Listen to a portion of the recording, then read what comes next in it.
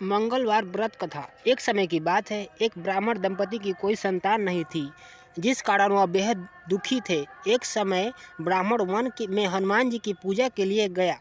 वहाँ उसने पूजा के साथ महावीर जी से एक पुत्र की कामना की। घर पर उनकी पत्नी भी पुत्र की प्राप्ति के लिए मंगलवार का व्रत करती थी।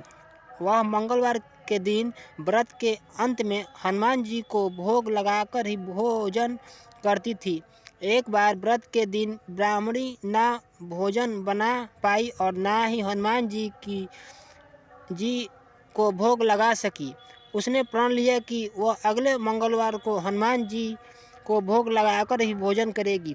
वह भूखी प्यासी 6 दिन तक पड़ी रही। मंगलवार के दिन वह बेहोश हो गई। हनुमान जी उसकी निष्ठा और लगन को देखकर प्रसन्न हुए। उन्होंने आशीर्वाद स्वरूप ब्राह्मणी को एक पुत्र दिया और कहा कि यह तुम्हारी बहुत सेवा करेगा। बालक को पाकर ब्राह्मणी अति प्रसन्न हुई। उसने बालक का नाम मंगल रखा।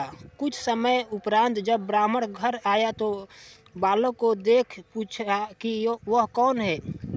पत्नी बोली कि मंगलवार व्रत से प्रसन्न होकर हनुमान जी ने उसे एक बालक दिया है।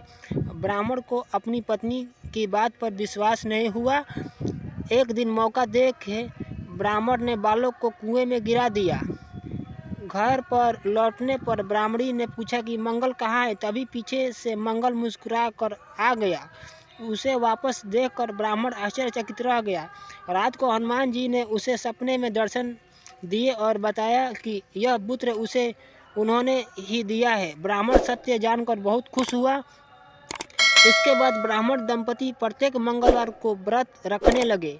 जो मनुष्य मंगलवार व्रत कथा को पढ़ता या सुनता है और नियम से व्रत रखता है, उसे हनुमान जी की कृपा से सब कष्ट दूर होकर सर्व सुख प्राप्त होता है और हनुमान जी की कृपा के पात्र बनते हैं। श्री हनुमंत लाल की पूजा आराधना में हनुमान चालीसा, बजरंग बाण और संकट मोचन अष्टक का पाठ बहुत ही प्रमुख माने जाते हैं।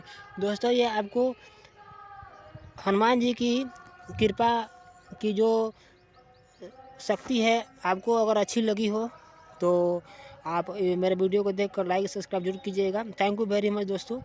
फिर मिलेंगे दोस्तों एक नए वीडियो में, एक नए धार्मिक कथा के साथ। तब तक के लिए धन्यवाद दोस्तों, धन्यवाद।